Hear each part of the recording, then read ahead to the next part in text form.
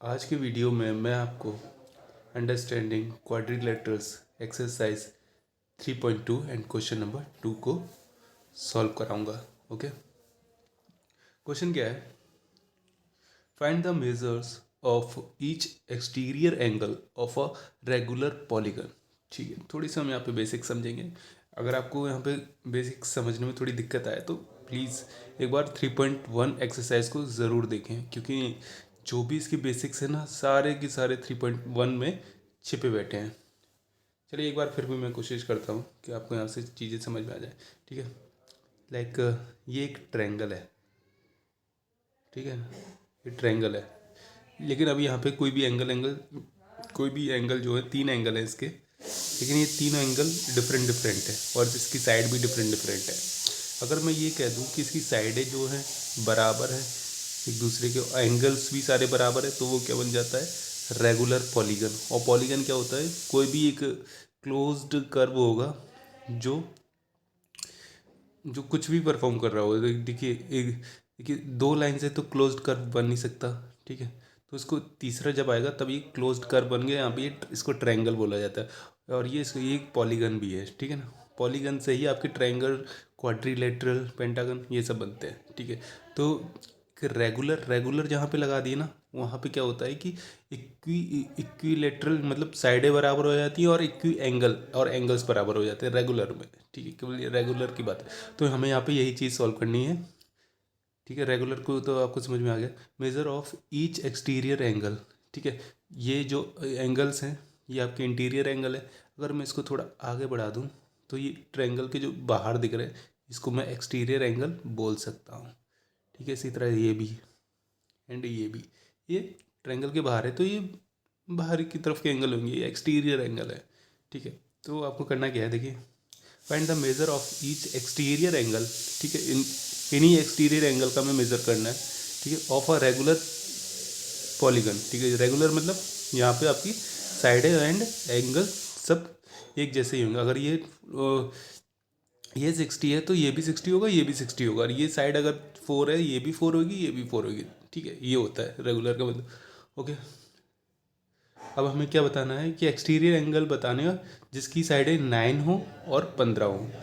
ठीक है, तो हम पहले 9 वाले को सॉल्व करते हैं, फर्स्ट वाले को, जिसकी साइडें क्या है? 9 साइड्स हैं।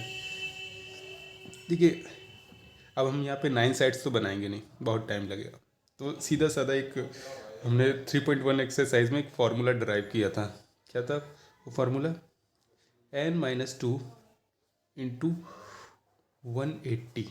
ठीक है, ये फार्मूला था कि जितने भी आपके इंटीरियर एंगल है ना उनका सम बता देगा ये, बिना कुछ किए। ठीक है, जैसे ये इंदर वाले जितने भी एंगल है उनको सब आपस में जोड़ के बता देगा, इतने टोटल एंगल के सम जो है इतना आ रहा है। ठीक है, यहाँ पे 9n का मतलब साइड्स है। ठीक है, 9 साइड हुई, -2 इंटू 180। ठीक है, 9 - 2 7 हुआ, 180। ठीक है, 7 0 0, 7 8 56, 7 1 7, 7 + 5 12। ठीक है, 1260 हुआ। जितने भी अंदर के एंगल्स थे 9 साइड वाले में उनका सम कितना आ रहा है? 1260 आ रहा है। ठीक है, इतना आपको समझ में आ गया होगा इजीली। अगर मैं ये कहूँ कि आपकी जो ये, अगर यहाँ पे देखिए ट्रायंगल था, 1 2 3 साइड्स थी, तो यहाँ पे कितने एंगल बने? 3 एंगल बने। अगर ये 9 साइड वाला कुछ भी बनेगा, कोई भी पॉलीगन बनेगा रेगुलर, तो वहाँ पे क्या 9 साइड के साथ 9 एंगल्स होंगे? जी बिल्कुल होंगे। जब 3 के साथ 3 साइड्स के साथ 3 एंगल है तो 9 साइड्स के साथ 9 एंगल्स भी होंगे। तो अगर मैं ये कहूँ कि 1260 को अगर 9 से डिवाइड कर दूँ तो हर एक एंगल इक्वली इक्वल होगा। जी बिल्कुल होगा। जब जैसे कि यहाँ पे अगर एक 60 है तो दूसरा 60 हो, तो उससे 3 बार 60 जोड़ोगे तभी तो आपको क्या कहेंगे, इक्वी एंगल मिलेगा ना। इसी तरह से आप यहाँ से भी आप 9 से डिवाइड करोगे ना।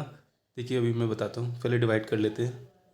ठीक है, 9 से डिवाइड करके देखते हैं कितने बार में डिवाइड होगा। ओके, 9 1 ज़ा 9। ठीक है, 3 कैरी गया, 3 कैरी गया। ठीक है, 9 1 ज़ा 9, 2 ज़ा 18, 9 3 ज़ा 27, 9 4 ज़ा 36 एंड 40, ज़ीरो आखिरी में है।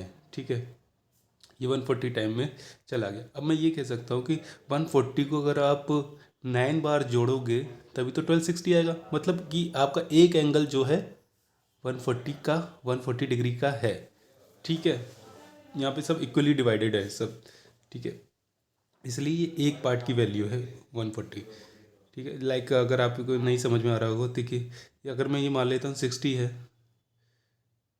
ठीक है, ये मान लो कि ये ट्रायंगल के जो इंटीरियर एंगल का सम होता है कितना होता है, 180 होता है। इतना आपको पता होना चाहिए। ठीक है, जो क्या कहते हैं ट्रायंगल है उसके इंटीरियर एंगल का सम 180 होता है, और 180 है, और कितने एंगल है हमारे पास, 1 2 3।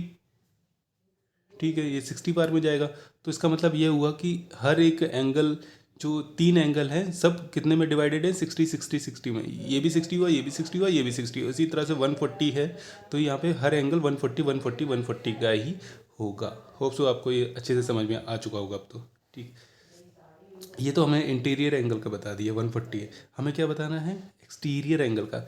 अगर देखिए एक्सटीरियर एंगल कैसे निकालेंगे, जैसे हमें यहाँ पे 140 इंटीरियर एंगल तो मिल गया। अगर मैं एक्सटीरियर एंगल निकालना चाहूँ तो ये वाला है, ये एक स्ट्रेट लाइन पे है तो ये 180 होता है। ये अगर एंगल आपका कुछ है प्लस ये भी तो कुछ होगा, इन दोनों को मिला के ही तो 180 बनेगा। इसी तरह से देखिए ये मैंने किया 180 इज इक्वल टू, मान लो कि यहाँ पे आपको कुछ भी 9 साइड वाला था, यहाँ पे 140 आ गया, और आपको आउटर साइड वाला नहीं पता। ठीक है, आउटर साइड वाला नहीं पता तो क्या होगा, आउटर साइड वाला पता करने के लिए 140 इधर जाएगा तो कितना बचेगा, 40। ये हुआ आपका एक्सटीरियर एंगल।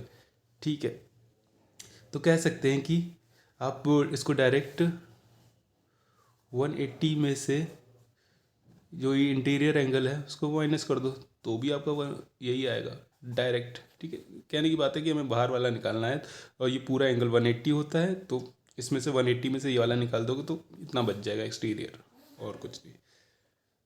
उस लोग आपको अच्छे से समझ में आ रहा होगा। ठीक है, या फिर आप, मेरे पास एक दूसरा मेथड है जो और करके लिख देते हैं। दूसरा मेथड में क्या होता है कि जो भी आपके एक्सटीरियर एंगल होते हैं ना, उनका सम कितना होता है, हमेशा 360 होगा, चाहे कुछ भी हो। ट्रायंगल हो कि ट्रायंगल हो, क्वाड्रिलेटरल हो, पेंटागन हो, कुछ भी हो, उसका एक्सटीरियर एंगल का सम कितना होगा, 360 होगा। और आपसे पूछा क्या है कि रेगुलर है तो एक एंगल का आपको पता चल गया तो सारे एंगल वही होंगे। ठीक है, 360 है और कितने साइड्स में डिवाइडेड है, 9। 9 मतलब 9 एंगल्स भी हैं। ठीक है, तो ये 40 देखिए यहाँ से डायरेक्ट आ गया। ठीक है, करने के लिए मैं ऐसे भी डायरेक्ट करा सकता था, लेकिन मैंने एक पूरा एक प्रोसेस के साथ समझाया जिससे आपको चीज़ें अच्छे से समझ में आ जाए। ठीक है, सेकंड क्वेश्चन क्या है कि 15 साइड है। ओके, 15 साइड है, 15 साइड वाला क्वेश्चन कर लेते हैं।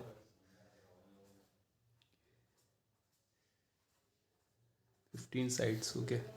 15 साइड्स में भी वही फार्मूला क्या था, n-2 इंटू 180। ओके, n कितना है, 15, 15 - 2 इंटू 180, 13